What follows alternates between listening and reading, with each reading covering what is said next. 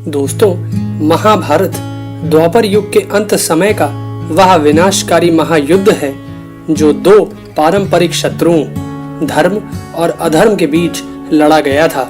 और इस महायुद्ध की रचना स्वयं परमपिता ब्रह्मा जी ने अपनी इच्छा शक्ति से की थी। परमपिता ब्रह्मा जी ने ऐसा किस लिए किया था और किस प्रकार किया था, महर्षि वेदव्यास जी ने भगवान श्री गणेश जी के सहयोग से अपने महाभारत नामक ग्रंथ में इसका पूरा उल्लेख किया है। दोस्तों, द्वापर युग के अंत समय में जब इस पृथ्वी पर अधर्म बहुत ही बढ़ने लगा था और धर्म का पूरी तरह से पतन होने लगा था, तब देवी पृथ्वी उन पापियों के बोझ से भयभीत होकर परमपिता ब्रह्मा की शरण में चली गई थी और उनसे अपना सारा कष्ट बताकर यह प्रार्थना की थी कि मुझे इन पापियों के बोझ से मुक्त करवाओ।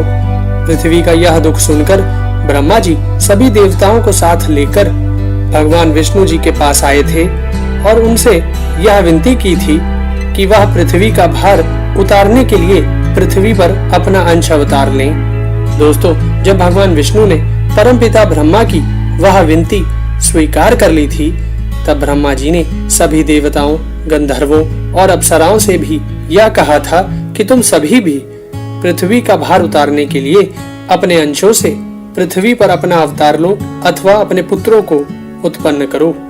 परमपिता ब्रह्मा जी के इस आदेश से कुछ देवताओं ने पृथ्वी पर अपना अंश अवतार लिया था तथा कुछ देवताओं ने अपने पुत्रों को उत्पन्न किया था। जैसे कि देव नामक वसु ने पितामह भीष्म के रूप में जन्म लिया था। बृहस्पति देव के अंश से द्रोणाचार्य उत्पन्न हुए थे।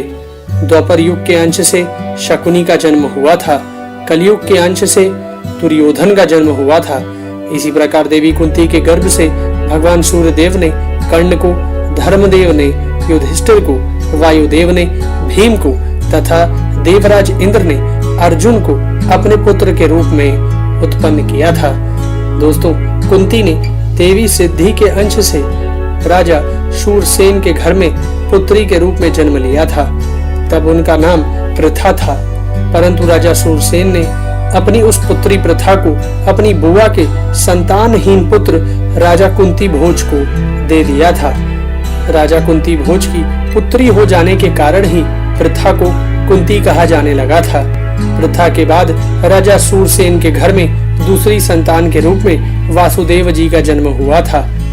दोस्तों, वासुदेव जी जब युवा हुए तो उनका विवाह मथुरा के राजा कंस की बहन देवकी के साथ हुआ था, परंतु उनके विवाह के समय ही यह आकाशवाणी हो गई थी कि देवकी और वासुदेव के 8वें पुत्र के हाथों से ही कंस की मृत्यु होगी।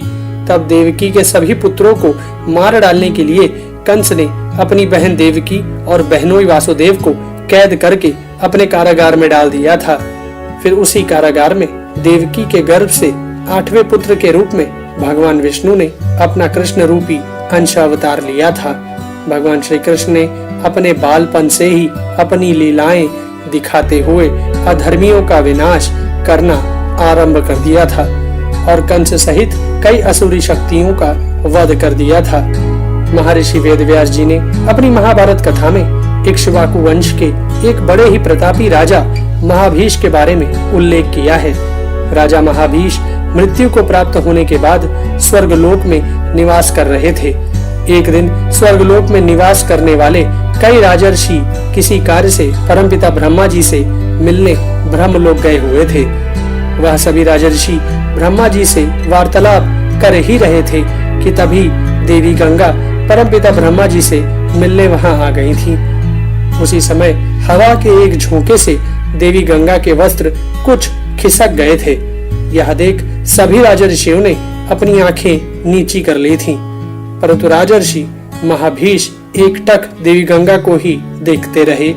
राजर्षि महाभीष के इस अभद्र आचरण के कारण उनके सारे पुण्य नष्ट हो गए थे। तब ब्रह्मा जी ने महाभीष से कहा था कि तुम्हारे पुण्यों के नष्ट हो जाने के कारण तुम्हें फिर से पृथ्वी पर जन्म लेना पड़ेगा। यह सुनकर महाभीष को बड़ा दुख हुआ था, इसलिए उन्होंने परमपिता ब्रह्मा जी से प्रार्थना की थी कि उन्हें कुरुवंशी राजा प्रतीप के यहाँ ही पुत्र रूप में जन्म मिले, क्योंकि उस समय हस्तिनापुर के राजा प्रतीप ही इस पृथ्वी के सबसे प्रतापी राजा थे। दोस्तों, इसी कारण परमपिता ब्रह्मा जी ने महाभारत के उस महायुद्ध का केंद्र हस्तिनापुर को बनाया था और इन्हीं राजर्षि महाभीष को महाभारत युद्ध की नींव की पहली ईंट बनाया था। दोस्तों, देवी गंगा तीनों लोकों में सभी को मोक्ष प्रदान करने वाली देवी है। इसी कारण एक दिन महर्षि वशिष्ठ जी के श्राप से पीड़ित 8 वसु उनके पास आए और देवी गंगा से विनती करते हुए बोले कि हमें महर्षि वशिष्ठ जी के श्राप के कारण मनुष्य योनि में जन्म लेना है, अतः आप ही हमें उस श्राप से मुक्ति प्रदान करवाइए। उन वसुओं की प्रार्थना सुनकर देवी गंगा ने कहा कि मैं तुम लोगों को अपने गर्भ से मनुष्य योनि में जन्म दूंगी और तत्काल ही तुम्हें अपने जल में प्रवाह करके मनुष्य योनि से मुक्त भी कर दूंगी। देवी गंगा ने उन वसुओं को जन्म देने का वचन तो दे दिया था, परंतु उसके बाद वह यह सोचने लगी थी कि वह पृथ्वी पर किस मनुष्य के साथ विवाह करके इन वसुओं को जन्म देंगी। तभी उन्हें राजर्षि महाभीष की याद आई, जिन्होंने ब्रह्मा जी से राजा प्रतीप के यहाँ पुत्र रूप में जन्म लेने की विनती की थी। राजर्षि महाभीष की याद आते ही देवी गंगा राजा प्रतीप के पास उनसे मिलने पहुंच गई थी। हस्तिनापुर के राजा प्रतीप उस समय अपनी पत्नी के साथ गंगा द्वार नामक स्थान पर संतान प्राप्ति के लिए तपस्या कर रहे थे। देवी गंगा ने राजा प्रतीप के पास जाकर उनसे अपनी समस्या बताई और यह निश्चित किया कि वह उनके भावी पुत्र की पत्नी बनेंगी। राजा प्रतीप बड़े ही बूढ़े हो चुके थे, इसलिए उन्हें अपना वंश शांत होता यानी समाप्त होता दिखाई पड़ रहा था। इसलिए जब इस देव योग के कारण राजर्षि महाभीष ने उनके यहाँ पुत्र के रूप में जन्म लिया तो उस पुत्र का नाम शांतनु ही पड़ गया था। शांतनु जब युवा हुए तब राजा प्रतीप ने उनसे यह कहा कि तुम्हारे पास एक स्त्री पुत्र प्राप्ति की अभिलाषा से आएगी, तुम उसकी कोई जांच पड़ताल मत करना और उसकी इच्छा पूर्ण कर देना। तुम्हारी पत्नी बनकर वह जो भी अनर्थ करे, परंतु तुम उससे कुछ भी मत कहना। शांतनु को यह समझाने के बाद राजा प्रतीप ने शांतनु को हस्तिनापुर का राजा बना दिया और खुद तपस्या करने के लिए वन में चले गए थे। कुछ दिनों बाद राजा शांतनु शिकार खेलते हुए गंगा नदी के तट पर पहुंचे तो वहां उन्हें एक बहुत सुंदर स्त्री दिखाई पड़ी। राजा शांतनु उसे देखते ही उस पर मोहित हो गए और उस स्त्री के सामने विवाह का प्रस्ताव रख दिया। तब उस स्त्री ने कहा कि मैं एक शर्त पर ही विवाह कर सकती हूँ कि मैं कुछ भी अच्छा या बुरा करूँ, आप मुझे टोकेंगे नहीं। जिस दिन आप मुझे टोकेंगे उस दिन मैं आपको छोड़कर चली जाऊंगी। स्त्री की यह बात सुनते ही राजा शांतनु को अपने पिता की बात याद आ गई और उन्होंने बिना कुछ जांच पड़ताल किए उस स्त्री की बात स्वीकार कर उससे विवाह कर लिया। इस प्रकार देवी गंगा राजा शांतनु की पत्नी बनकर हस्तिनापुर चली आई थी। राजा शांतनु की पत्नी बनने के बाद देवी गंगा ने एक एक कर 7 पुत्रों को जन्म दिया, परंतु देवी गंगा अपने उन पुत्रों को पैदा होते ही अपने जल में बहा देती थी। राजा शांतनु को यह अच्छा नहीं लगता था, परंतु वह इस भय से कुछ नहीं बोलते थे कि कहीं वह उन्हें छोड़कर न चली जाए। परंतु देवी गंगा ने जब अपने 8वें पुत्र को जन्म दिया और उसे भी वह अपने जल में बहाने के लिए जाने लगी तो राजा शांतनु से सहा नहीं गया और उन्होंने क्रोध में देवी गंगा को रोककर उससे पूछा कि तू कौन है, कैसी स्त्री है जो अपने ही पुत्रों को मार डालती है।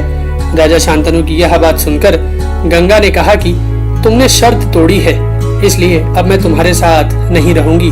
और साथ ही देवी गंगा ने शांतनु को अपना परिचय देते हुए यह बताया कि मैं गंगा हूँ और उसके सभी पुत्र वो वसु थे जिन्हें महर्षि वशिष्ठ जी के श्राप के कारण मनुष्य योनि में जन्म लेना पड़ा था। राजा शांतनु के पूछने पर देवी गंगा ने बताया कि एक बार 8 वसु अपनी पत्नियों के साथ घूमते हुए वशिष्ठ जी के आश्रम में पहुंच गए थे।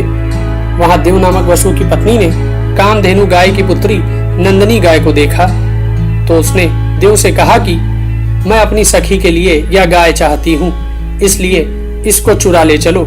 पत्नी की बात सुन वसुदेव ने अपने भाइयों के साथ मिलकर नंदिनी का हरण कर लिया था। जब वशिष्ठ जी ने अपनी दिव्य दृष्टि से यह सब पता लगा लिया तब उन्होंने यह श्राप दे दिया था कि जिन वसुओं ने मेरी गाय हरी है उन वसुओं का जन्म मनुष्य योनि में होगा। वशिष्ठ जी का यह श्राप सुनकर 8 वसु उनके चरणों में गिरकर क्षमा मांगने लगे थे। तब वशिष्ठ जी ने अपना श्राप कम करते हुए कहा था कि 7 वसु तो जन्म लेने के बाद जल्द ही मनुष्य योनि से छुटकारा पा जाएंगे, परंतु यह देव नामक वसु बहुत दिनों तक मृत्यु लोक में रहेगा।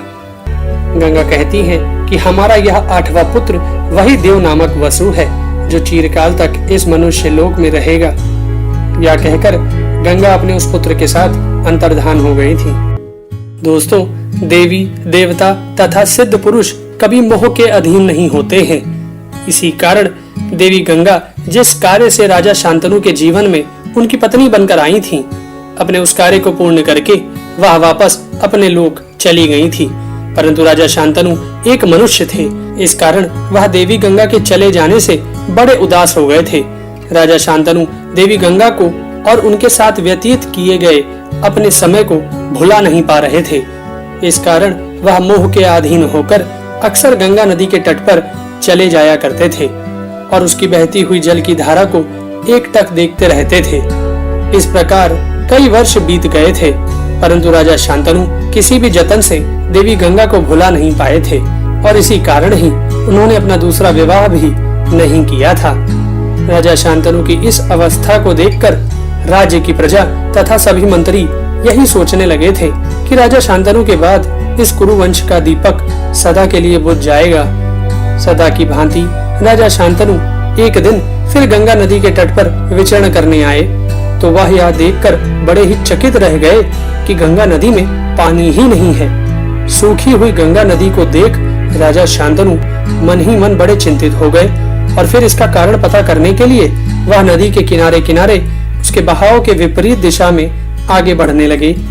कुछ दूर जाकर राजा शांतनु ने देखा कि एक बड़ा ही तेजस्वी बालक अपने धनुष से दिव्य अस्त्रों का अभ्यास कर रहा है और साथ ही उन्होंने यह भी देखा कि उसी बालक ने ही अपने बाणों के प्रभाव से गंगा की धार को रोक दिया है।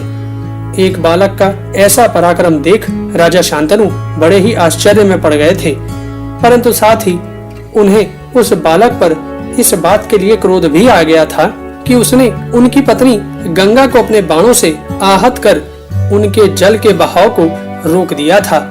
इसलिए वह क्रोध में उस बालक की तरफ चल पड़े थे, परंतु राजा शांतनु के उस बालक तक पहुंचने से पहले ही वह बालक अंतर्धान हो गया था और गंगा की जल की धारा पुनः अपने वेग से बहना आरंभ हो गई थी। यह सब देखकर राजा शांतनु के मन में यह संदेह उत्पन्न हो गया था कि कहीं वह बालक वही तो नहीं था जो उनके और देवी गंगा के संयोग से उत्पन्न हुआ था। मन में ऐसा संदेह उत्पन्न होने पर राजा शांतनु गंगा नदी के तट पर खड़े होकर देवी गंगा की स्तुति करने लगे और देवी गंगा से प्रार्थना करते हुए यह बोले कि यदि वह बालक वही है तो वह उससे मिलना चाहते हैं। देवी गंगा राजा शांतनु की उस स्तुति से प्रसन्न होकर अपने मनुष्य रूप में उस बालक को अपने साथ लेकर राजा शांतनु के पास आ गई थी और राजा शांतनु के मन में उत्पन्न संदेह को समाप्त करती हुई बोली कि यह आपका वही 8वां पुत्र देवव्रत है जो मेरे गर्भ से जन्मा था। आपका यह पुत्र देवगुरु बृहस्पति और दैत्य गुरु शुक्राचार्य के समान ज्ञानी है तथा देवराज इंद्र के समान धनुर्धर है। आपका पुत्र देवव्रत उन सभी अस्त्र और शस्त्रों का ज्ञाता है जिन अस्त्रों और शस्त्रों का ज्ञान परशुराम जी को है। अभी आप अपने इस पुत्र को स्वीकार करिए और इसे अपने साथ ले जाइए। इस प्रकार देवव्रत को राजा शांतनु को सौंपकर देवी गंगा पुनः अंतर्धान हो गई थी। राजा शांतनु अपने उस पुत्र देवव्रत को पाकर बड़े ही प्रसन्न हो गए थे और उसे अपने साथ हस्तिनापुर लेकर चले गए थे। इस प्रकार देवव्रत के आ जाने से हस्तिनापुर राज्य की प्रजा और मंत्री सभी बड़े प्रसन्न हो गए थे और साथ ही देवव्रत का साथ पाकर राजा शांतनु ने शीघ्र ही देवी गंगा के वियोग का मोह भी त्याग दिया था और प्रसन्नता पूर्वक राज्य का कार्यभार संभालने लगे थे। कुछ वर्ष व्यतीत होने के बाद राजा शांतनु ने अपने पुत्र देवव्रत को अपना युवराज बना दिया था।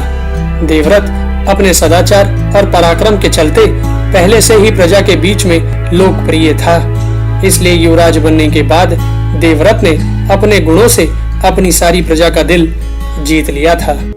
दोस्तों, हस्तिनापुर के युवराज देवव्रत ने अपने स्तर से राज्य के बहुत से कार्यों को भली भांति संभालना आरंभ कर दिया था, जिससे राजा शांतनु के पास राज्य की बहुत कम जिम्मेदारियां रह गई थीं। इस कारण राजा शांतनु प्रसन्न मन से अक्सर वन में शिकार खेलने चले जाते थे अथवा किसी रमणीय स्थल पर विचरण करने चले जाते थे। इसी तरह एक दिन राजा शांतनु यमुना नदी के तट पर विचरण कर रहे थे कि तभी उन्हें बड़ी ही अद्भुत सुगंध का आभास हुआ। वह सुगंध राजा शांतनु के मन को इतनी भा गई थी कि वह अपने चारों तरफ उस वस्तु की खोज करने लगे जिससे वह दुर्लभ सुगंध आ रही थी। इस तरह राजा शांतनु उस सुगंध के बारे में पता करते हुए यमुना नदी के किनारे रहने वाले निषादों के यहाँ पहुँच गए थे। वहां जाकर राजा शांतनु को जब यह पता चला कि यह सुगंध निषाद राज की कन्या सत्यवती के बदन से आती है, तो यह सुनकर राजा शांतनु बड़े ही आश्चर्य में पड़ गए थे और उनके मन में उस सत्यवती को देखने की इच्छा प्रबल हो गई, जिसके बदन से ऐसी दुर्लभ सुगंध आती है। जो राजा शांतनु सत्यवती के बदन से आने वाली उस सुगंध से ही मोहित हो चुके थे, उन्होंने जब निषाद राज की रूपवती कन्या सत्यवती को देखा तो वह उसे देखते ही रह गए थे और उनके मन में सत्यवती को अपनी रानी बनाने की इच्छा जाग उठी थी। इसलिए राजा शांतनु ने निषाद राज के पास जाकर कहा कि मैं तुम्हारी कन्या सत्यवती के साथ विवाह करना चाहता हूँ। राजा शांतनु की यह बात सुनकर निषाद राज ने उनसे कहा कि यदि आप मेरी पुत्री सत्यवती के पुत्र को अपना उत्तराधिकारी बनाने का वचन देंगे तो ही मैं उसका विवाह आपके साथ करवा सकता हूँ। राजा शांतनु अपने पुत्र देवव्रत से बहुत प्रेम करते थे और साथ ही वह यह भी जानते थे कि उनका कोई भी भावी पुत्र देवव्रत के समान उत्तराधिकारी के योग्य नहीं हो सकता है। इस कारण उन्होंने निषाद राज की वह शर्त नहीं मानी थी और वापस अपनी राजधानी चले आए थे। परंतु वह सत्यवती और सत्यवती के बदन की उस दुर्लभ सुगंध को अपने दिल से नहीं निकाल पाए थे, जिसके कारण उनके जीवन में एक बार फिर से उदासी छा गई थी। निषाद राज की वह कन्या सत्यवती एक मत्स्य कन्या थी। उसका जन्म एक मछली के गर्भ से हुआ था। मछली के गर्भ से उत्पन्न होने के कारण सत्यवती के बदन से मछली जैसी दुर्गंध आती थी, इसलिए उस समय वह मत्स्यगंधा के नाम से जानी जाती थी। उस समय लोग उसके बदन से आने वाली दुर्गंध के कारण उसके पास नहीं आते थे। इस कारण मत्स्यगंधा अपने उन निषादों के समाज में भी अलग थलग पड़ गई थी। अपने बदन से आने वाली उस दुर्गंध के कारण मत्स्यगंधा को भी बड़ी लज्जा आती थी। लोगों से दूर एकाकी जीवन जीने वाली मत्स्यगंधा अपना समय व्यतीत करने के लिए यमुना नदी में नाव चलाकर यात्रियों को नदी के एक पार से दूसरे पार पहुंचाने का कार्य किया करती थी। परंतु उसके बदन से आने वाली दुर्गंध के कारण बहुत कम यात्री ही उसकी नाव पर सवार होते थे। एक दिन सूर्यास्त के समय मत्स्यगंधा अपनी नाव को बांधकर अपने घर जाने वाली थी कि तभी महर्षि पराशर वहां आ गए। उन्हें यमुना नदी के पार जाना था, तो उन्होंने मत्स्यगंधा से नदी पार छोड़ने के लिए कहा। मत्स्यगंधा सूर्यास्त हो जाने के बाद भी महर्षि पराशर को नाव में बिठाकर उन्हें यमुना पार छोड़ने के लिए चल पड़ी। मत्स्यगंधा की नाव अभी यमुना नदी के बीच में ही पहुंची थी कि तभी बड़ी तेज हवाओं के साथ भीषण वर्षा होने लगी थी, जिससे मत्स्यगंधा की नाव डगमगाने लगी थी। इसलिए मत्स्यगंधा ने अपनी नाव को यमुना नदी के बीच में एक छोटे से टापू पर रोक दिया था। सूर्यास्त हो चुका था, इस कारण चारों तरफ अंधेरा छा गया था। तभी बारिश के पानी से भीगे हुए महर्षि पराशर के मन में काम वासना जाग उठी। तब उन्होंने आकाश में एक बहुत बड़ा ज्योतिषीय गठन देखा। महर्षि पराशर एक महान ज्योतिषाचार्य थे, इसलिए उन्होंने भविष्यवाणी की कि ग्रहों के संरेखन के दौरान एक महान व्यक्ति दुनिया में जन्म लेगा। तो महर्षि पराशर ने मत्स्यगंधा से कहा कि मैं तुम्हारे साथ समागम करना चाहता हूँ। महर्षि की यह बात सुनकर मत्स्यगंधा ने कहा कि मेरे बदन से तो मछली की दुर्गंध आती है मुनिवर, आप मेरे साथ कैसे समागम कर पाएंगे। तो महर्षि पराशर ने कहा कि मैं अपने तपोबल से तुम्हारे बदन की इस दुर्गंध को समाप्त कर दूंगा और उसे गंध युक्त बना दूंगा। यह बात सुनकर मत्स्यगंधा उनके साथ समागम करने को राजी हो गई थी। मत्स्यगंधा के राजी हो जाने के बाद महर्षि पराशर ने अपने कमंडल के जल को हाथ में लेकर उसे मंत्र से अभिमंत्रित कर मत्स्यगंधा के ऊपर डाला तो उसके बदन की दुर्गंध समाप्त हो गई और उसके स्थान पर उसके बदन से अद्भुत मन को मोह लेने वाली सुगंध आने लगी। मत्स्यगंधा के बदन की वह सुगंध 1 योजन तक फैल गई थी। इस कारण ही उसे मत्स्यगंधा के स्थान पर योजनगंधा कहा जाने लगा था। मत्स्यगंधा को योजनगंधा बना देने के बाद महर्षि पराशर ने उसके साथ समागम किया था, जिससे उसी समय योजनगंधा के गर्भ से एक पुत्र का जन्म हुआ था। योजनगंधा का वह पुत्र जन्म लेने के कुछ समय बाद ही 12 वर्ष के बालक के समान हो गया था। उस बालक को जन्म से ही वेदों का संपूर्ण ज्ञान था और सत्यवती का वही बालक आगे चलकर महर्षि वेदव्यास के नाम से प्रसिद्ध हुआ। इन्हीं महर्षि वेदव्यास जी ने इस महाभारत ग्रंथ की रचना की थी। दोस्तों, सत्यवती को मत्स्यगंधा से योजनगंधा बनाकर महर्षि पराशर ने उनके साथ समागम करके वेदव्यास जैसे तेजस्वी पुत्र को उत्पन्न किया था। उसके बाद महर्षि पराशर ने अपने तपोबल से सत्यवती को पुनः कन्या भाव प्रदान कर दिया था। इसी योजनगंधा सत्यवती पर मोहित हुए हस्तिनापुर के राजा शांतनु उसकी याद में बहुत परेशान रहने लगे थे। एक दिन देवव्रत ने अपने पिता के चेहरे पर जब यह परेशानी के भाव देखे तो उन्होंने अपने पिता से उनकी इस परेशानी का कारण पूछा। तब राजा शांतनु ने देवव्रत से कहा कि तुम मेरे एक ही पुत्र हो, कहीं तुम पर कोई विपत्ति आ गई तो हमारे वंश का क्या होगा? बस यही सोचकर मैं अक्सर परेशान हो जाता हूँ। राजा शांतनु ने देवव्रत को अपनी परेशानी का जो कारण बताया था उससे देवव्रत संतुष्ट नहीं हुए थे। इसलिए देवव्रत अपने सूत्रों से अपने पिता की परेशानी का कारण तलाशने लगे थे और शीघ्र ही देवव्रत ने अपने गुप्तचरों और राज्य के मंत्रियों द्वारा इस बात का पता लगवा लिया था कि उनके पिता की परेशानी का कारण निषाद राज की वह पुत्री सत्यवती है, जिससे उसके पिता राजा शांतनु विवाह करना चाहते हैं। जब देवव्रत को यह भी पता चला कि निषाद राज ने उनके पिता के सामने यह शर्त रखी थी कि यदि वह सत्यवती के पुत्र को अपना उत्तराधिकारी बनाएंगे तो ही उनकी पुत्री सत्यवती का विवाह उनके साथ हो सकता है, इसलिए देवव्रत स्वयं निषाद राज से मिलने गए थे और निषाद राज को यह समझाने की कोशिश की थी कि एक निषाद राज को इस बात से संतुष्टि क्यों नहीं है कि उसकी पुत्री का विवाह यदि राजा शांतनु के साथ हो जाएगा तो उसकी पुत्री हस्तिनापुर की रानी बन जाएगी। निषाद राज ने देवव्रत की बात सुनकर उनसे कहा कि सत्यवती जिस राजा की पुत्री है वह आप लोगों की ही बराबरी के हैं और उन्होंने भी मुझे बार बार यही संदेश भेजा है कि मेरी पुत्री का विवाह राजा शांतनु के साथ ही करना। इसी कारण मैंने सत्यवती के इच्छुक देवर्षि असित को भी विवाह के लिए मना कर दिया है। सत्यवती का पालन पोषण करने के नाते मैं भी सत्यवती का पिता ही हूँ और मेरी यही शर्त है कि हस्तिनापुर का राज्य मेरी पुत्री के पुत्र को ही मिले।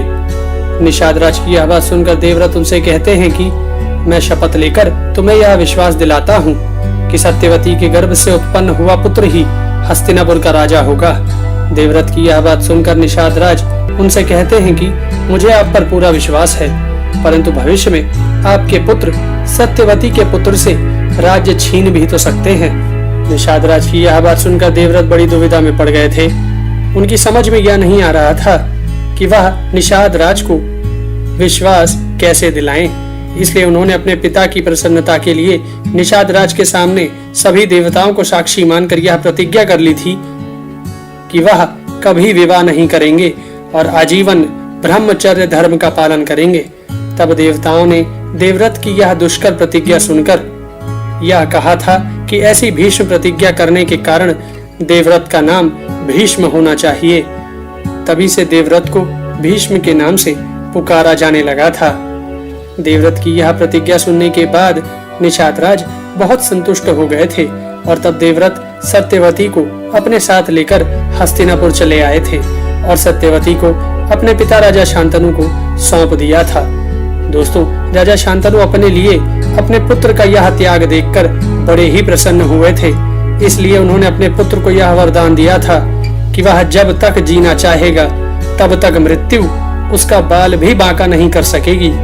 मृत्यु उससे पूछ कर ही उस पर अपना प्रभाव डाल पाएगी। दोस्तों, हस्तिनापुर की रानी बनने के बाद सत्यवती ने 2 पुत्रों चित्रांगद और विचित्रवीर्य को जन्म दिया था। यह दोनों ही राजकुमार बड़े ही होनहार और पराक्रमी थे। सत्यवती का ज्येष्ठ पुत्र चित्रांगद ने अभी युवा अवस्था में प्रवेश भी नहीं किया था कि तभी राजा शांतनु स्वर्गवासी हो गए थे।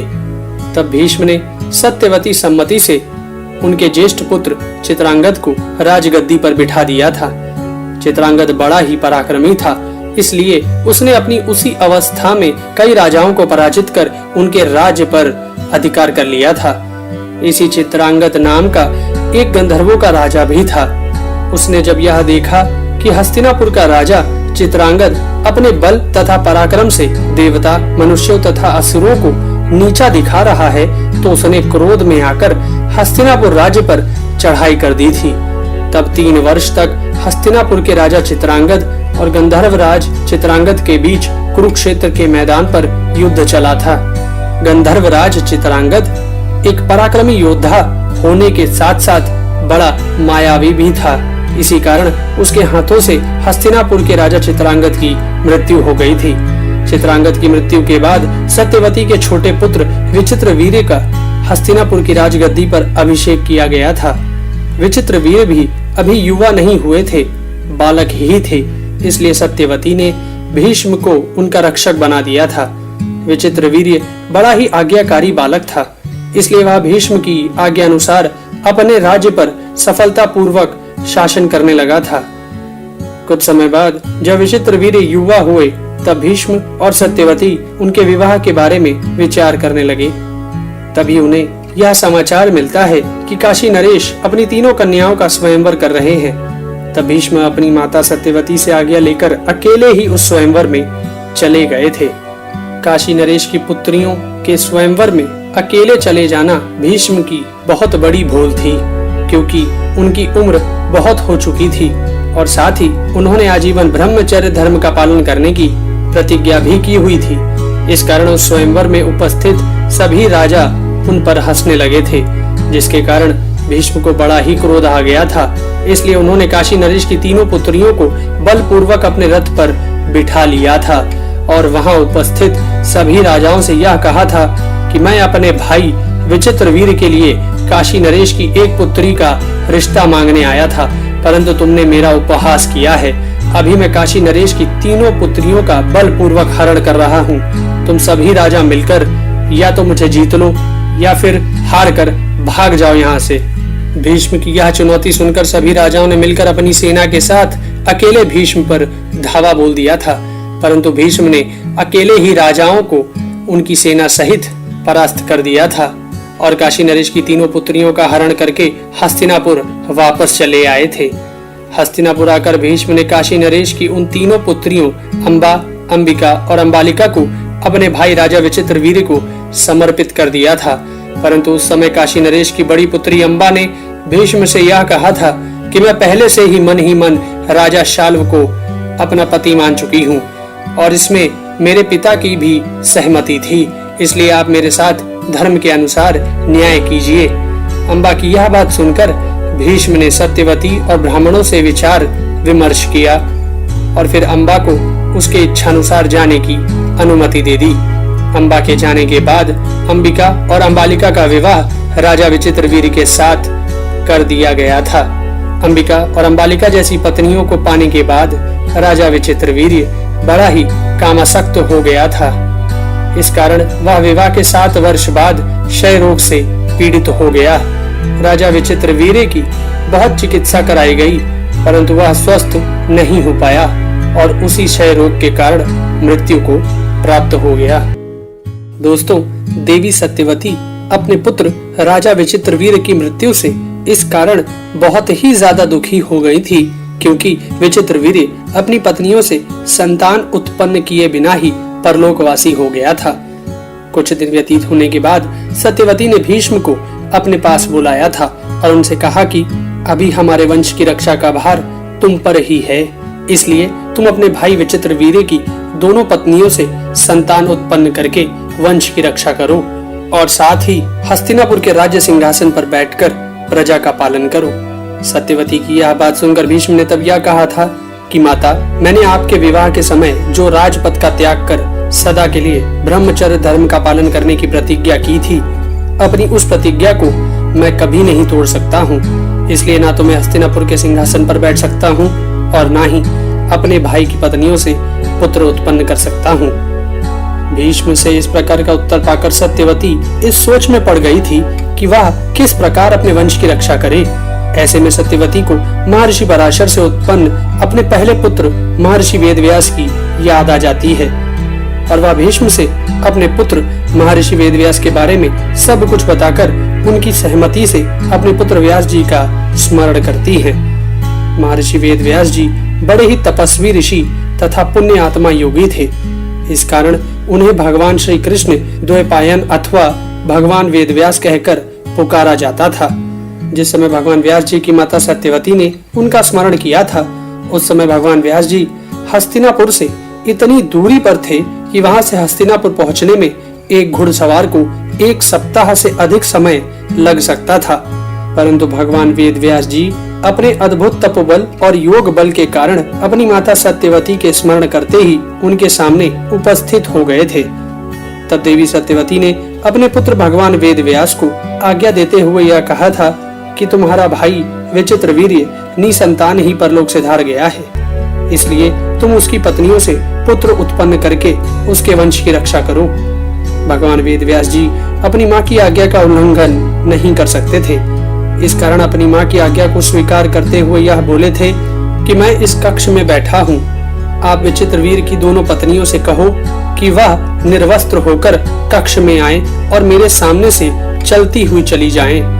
अपने पुत्र की यह बात सुनकर देवी सत्यवती उस कक्ष से बाहर चली गई थी और भगवान वेदव्यास एक आसन पर योग मुद्रा में विराजमान हो गए थे। जब देवी सत्यवती ने विचित्रवीर्य की पत्नियों अंबिका और अंबालिका से कहा कि वह कक्ष में बैठे भगवान वेदव्यास जी के सामने से निर्वस्त्र होकर चली जाएं, तो वह दोनों पहले तो इस कार्य के लिए राजी नहीं हुई थी, परंतु फिर वंश की रक्षा के लिए उन दोनों ने ऐसा करना स्वीकार कर लिया था और साथ ही अपनी एक दासी को भी निर्वस्त्र करवाकर साथ में ले गई थी। जब अंबिका और अंबालिका निर्वस्त्र होकर भगवान व्यास जी के सामने से जा रही थी, उस समय अंबिका ने लज्जा के कारण अपनी दोनों आंखें बंद कर ली थी। इस कारण उससे उसके गर्भ में एक नेत्रहीन बालक उत्पन्न हुआ था, जिसका नाम धृतराष्ट्र रखा गया था। धृतराष्ट्र के रूप में हंस नामक एक गंधर्व ने जन्म लिया था। इसी प्रकार अंबालिका भगवान वेदव्यास के सामने आने पर भय से कांपती हुई पीली पड़ गई थी, जिसके कारण उसके गर्भ से जो पुत्र उत्पन्न हुआ वह बालक पीले रंग का तथा पांडु रोग से ग्रसित था। इसी कारण उस बालक का नाम ही पांडु पड़ गया था। गंधर्व हंस के छोटे भाई ने ही पांडु के रूप में जन्म लिया था। परंतु अंबिका और अंबालिका ने अपनी जिस दासी को निर्वस्त्र करके अपने साथ अपना सहयोग करने के लिए ले गई थी, वह दासी भी भगवान वेदव्यास जी के योग बल से गर्भवती हो गई थी। परंतु वह दासी बड़ी निर्भीक होकर भगवान वेदव्यास जी के सामने आई थी, इसलिए उस दासी के गर्भ से स्वयं भगवान धर्मराज ने पुत्र रूप में जन्म लिया था और उस बालक का नाम रखा गया था विदुर। दोस्तों, अंबिका के गर्भ से हंस नामक गंधर्व ने तथा अंबालिका के गर्भ से गंधर्व हंस के छोटे भाई ने पुत्र रूप में जन्म लिया था। परंतु उनकी दासी जो कि शूद्र थी, उसके गर्भ से स्वयं भगवान धर्मराज के पुत्र रूप में जन्म लेने का कारण एक श्राप था। प्राचीन काल में मांडव्य नाम के एक तपस्वी ब्राह्मण थे। वह अपने आश्रम के बाहर एक पेड़ के नीचे खड़े होकर तपस्या कर रहे थे और साथ ही उन्होंने अपनी तपस्या पूरी होने तक मौन व्रत धारण कर रखा था। एक बार कुछ लुटेरे बहुत सा धन लूटकर भाग रहे थे और राजा के सिपाही उनका पीछा कर रहे थे। लुटेरे सैनिकों से बचते हुए मांडव्य जी के आश्रम में पहुंच गए और उनके आश्रम में लूट का धन छिपाकर सैनिकों से बचने के लिए वहीं छिप भी गए। कुछ देर बाद उन डाकुओं को खोजते हुए राजा के सिपाही वहां आए। सिपाहियों ने मांडव्य जी से उन डाकुओं के बारे में पूछा तो मौन व्रत में होने के कारण उन्होंने सिपाहियों को कोई उत्तर नहीं दिया। तब सैनिकों ने मांडव्य जी के आश्रम की तलाशी लेनी शुरू कर दी। आश्रम की तलाशी लेने पर सैनिकों को सारा धन और डाकू दोनों ही मिल गए। इसलिए सिपाहियों ने डाकुओं के साथ मांडव्य जी को भी पकड़ ले गए और उन्हें अपने राजा के सामने उपस्थित किया। और राजा ने भी सभी डाकुओं के साथ मांडव्य मुनि को भी सूली पर चढ़ाने का आदेश दे दिया। सिपाहियों ने मांडव्य मुनि को सूली पर तो चढ़ा दिया, परंतु कई दिन बीत जाने पर भी उनकी मृत्यु नहीं हुई। मांडव्य मुनि सूली पर लटके हुए ही एक दिन बहुत से ऋषियों का स्मरण करते हैं तो रात्रि के समय कई ऋषि पक्षियों के रूप में उनके पास आ जाते हैं। सभी ऋषि जब मांडव्य मुनि को सूली पर लटका हुआ देखते हैं तो उन्हें बड़ा दुख होता है। वे मांडव्य जी से पूछते हैं कि उन्होंने ऐसा क्या अपराध किया था जिसकी उन्हें यह सजा मिली है। तो मांडव्य मुनि उन्हें पूरी बात बताते हैं और कहते हैं कि यह मेरे ही किसी अपराध का फल है। पहरेदार जब यह देखते हैं कि ऋषि को सूली पर चढ़ाए बहुत दिन हो गए हैं परंतु यह अभी तक जीवित है तो वह यह खबर अपने राजा तक पहुंचा देते हैं। यह खबर सुनकर राजा को आभास हो जाता है कि उससे बहुत बड़ी भूल हो गई है। इस कारण वह जल्दी से मांडव्य मुनि को सूली से नीचे उतरवाकर उनके चरणों में गिरकर क्षमा याचना करने लगता है। मांडव्य मुनि राजा को क्षमा कर देते हैं परंतु बहुत उपाय करने पर भी मांडव्य मुनि के शरीर से शूल नहीं निकल सका। तब उस शूल को बाहर से ही काट दिया गया। तब मांडव्य मुनि ने अपने शरीर में गड़े हुए उस शूल के साथ ही अपनी तपस्या पूरी की और दुर्लभ लोक प्राप्त कर लिए।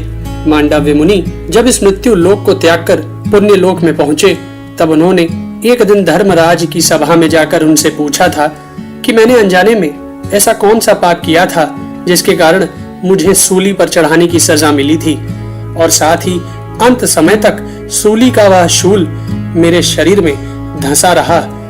तब धर्मराज ने मांडव्य मुनि से कहा कि आपने बचपन में एक छोटे से पतिंगे की पूंछ में सींग गड़ा दी थी, इसी कारण आपको वह कष्ट भोगना पड़ा था। धर्मराज की बात सुनकर मांडव्य मुनि ने उनसे कहा कि बालक 12 वर्ष की अवस्था तक जो कुछ करता है उससे उसे अधर्म नहीं होता है, क्योंकि उस अवस्था में उसे धर्म अधर्म का ज्ञान नहीं रहता है। तुमने मुझे एक छोटे से अपराध का बहुत बड़ा दंड दिया है, इसलिए तुम्हें शूद्र योनि में जन्म लेकर मनुष्य बनना पड़ेगा। और आज से मैं संसार में कर्म फल की यह मर्यादा स्थापित करता हूँ कि 14 वर्ष की अवस्था तक किए गए कर्मों का मनुष्य को पाप नहीं लगेगा। मांडव्य मुनि के इसी श्राप के कारण ही धर्मराज को शूद्र योनि में विदुर के रूप में जन्म लेना पड़ा था। दोस्तों, अंबिका से उत्पन्न हुआ पुत्र धृतराष्ट्र जहाँ शारीरिक रूप से बड़ा ही बलवान था, वहीं अंबालिका का पुत्र पांडु एक बहुत बड़ा धनुर्धर था और दासी पुत्र विदुर बड़ा ही धर्मज्ञ और विद्वान था। धृतराष्ट्र जन्म से ही अंधे थे, इस कारण पांडु को ही युवा होने पर हस्तिनापुर का राजा बनाया गया था। पांडु को राजगद्दी पर बिठाने के बाद देवी सत्यवती अपने दोनों पौत्रों धृतराष्ट्र और पांडु के विवाह के विषय में भीष्म से विचार विमर्श करने लगी थी। तभी उन्हें यह पता चला कि गंधार नरेश सुवल की पुत्री गंधारी सभी शुभ लक्षणों से युक्त है और उसने भगवान शंकर को प्रसन्न करके 100 पुत्रों का वरदान भी प्राप्त कर लिया है। गांधारी के बारे में यह सब सुनकर भीष्म ने गंधार नरेश के पास धृतराष्ट्र और गंधारी के रिश्ते के लिए अपना एक दूत भेजा। पहले तो गंधार नरेश सुवल ने एक अंधे के साथ अपनी पुत्री का विवाह करने से मना कर दिया था, परंतु बाद में हस्तिनापुर के राजवंश और सदाचार पर विचार कर अपनी पुत्री गंधारी का विवाह धृतराष्ट्र के साथ करने का निश्चय कर लिया था। जब गांधारी को यह बात पता चली कि उसके होने वाले पति नेत्रहीन हैं, तो उसने भी अपनी आंखों पर पट्टियां बांध ली थी। पतिव्रता गांधारी का यह निश्चय था कि वह अपने पति के अनुकूल ही रहेगी। इस प्रकार धृतराष्ट्र का विवाह गांधारी के साथ संपन्न हो गया था। इसके कुछ दिनों बाद राजा कुंती भोज की पुत्री कुंती ने अपने स्वयंवर में सत्यवती के दूसरे पौत्र राजा पांडु को अपना वर चुन लिया था। परंतु भीष्म राजा पांडु का एक और विवाह करवाना चाहते थे। इसलिए उन्होंने मद्र राज्य के राजा शल्य से उनकी बहन माद्री का हाथ राजा पांडु के लिए मांग लिया था। अतः राजा पांडु का दूसरा विवाह माद्री के साथ संपन्न हुआ था। धृतराष्ट्र और पांडु के विवाह के बाद भीष्म को जब यह पता चला कि राजा देवक के यहाँ एक दासी की पुत्री बड़ी ही सुंदर है, तो उन्होंने उस दासी की पुत्री का विवाह विदुर के साथ करवा दिया था। दासी पुत्र विदुर महर्षि व्यास द्वारा उत्पन्न हुए थे और बड़े ही धर्मज्ञ थे।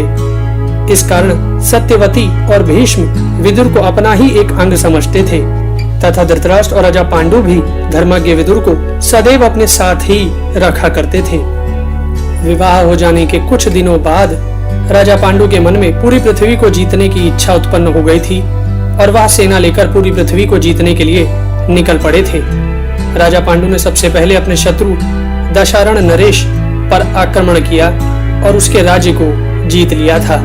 उसके बाद उन्होंने मगध राज्य पर चढ़ाई करके उनको उनके ही राजगृह में जाकर मार डाला था। फिर राजा पांडु ने विदेह, काशी, शुंभ और पुड्र आदि राज्यों पर अपनी विजय पताका फहराई। इस प्रकार अनेकों राजाओं को पराजित कर राजा पांडु को पृथ्वी का सम्राट मान लिया था। राजा पांडु के सम्राट बनने के बाद एक दिन महर्षि व्यास अपने पुत्र को आशीर्वाद देने के लिए हस्तिनापुर आए थे। तब तीनों पुत्र वधुओं गंधारी, कुंती तथा माद्री ने अपने ससुर महर्षि व्यास की बहुत सेवा की थी। उस समय महर्षि व्यास जी एक नेत्रहीन की तरह जीवन जी रही गांधारी की सेवा से बड़े ही संतुष्ट हुए थे। इसलिए उन्होंने गांधारी से एक मनचाहा वर मांगने को कहा था। तब पतिव्रता गांधारी ने महर्षि व्यास से यह विनती की थी कि उन्हें भगवान शिव के वरदान से जो 100 पुत्र प्राप्त होने वाले हैं, मेरे वह सभी पुत्र मेरे पति की तरह बलशाली हों और साथ में मुझे एक पुत्री भी प्राप्त हो। कुछ समय बाद राजा पांडु अपनी दोनों पत्नियों और सेना के साथ वन में शिकार खेलने के लिए चले आए थे। एक दिन शिकार खेलते समय राजा पांडु की नजर एक मृग और मृगी पर पड़ गई जो मैथुन क्रिया कर रहे थे। राजा पांडु ने अपने बाणों से उन दोनों मृग और मृगी को घायल कर दिया था। घायल होते ही वह मृग और मृगी मनुष्य रूप में परिवर्तित हो गए थे। वह ऋषि किंदम और उनकी पत्नी थे। किंदम ऋषि ने राजा पांडु से कहा कि मैं एक तपस्वी मुनि हूँ और मृग रूप में अपनी पत्नी के साथ विहार कर रहा था, इसलिए मुझे मारने से तुम्हें ब्रह्म हत्या तो नहीं लगेगी, परंतु तुमने मुझे जिस अवस्था में मारा है उसी अवस्था में जब तुम अपनी पत्नी के साथ सहवास करोगे तभी तुम्हारी मृत्यु हो जाएगी। राजा पांडु को यह श्राप देकर किंदम ऋषि और उनकी पत्नी ने अपने प्राण त्याग दिए थे।